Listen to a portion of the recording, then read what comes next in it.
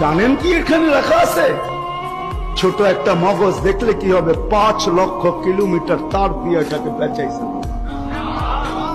আপনার বিজ্ঞানকে জিজ্ঞাসা করেন, এই ব্রেনটা 5 লক্ষ কিলোমিটার তার দিয়ে পেঁচান। আপনার বিজ্ঞান আমার সাথে একমত হবে। পিন দাঁড়া করে রাখতে যতটুকু জায়গা লাগে এটার ভিতরে ফুল একটা কম্পিউটার সেট করা আছে।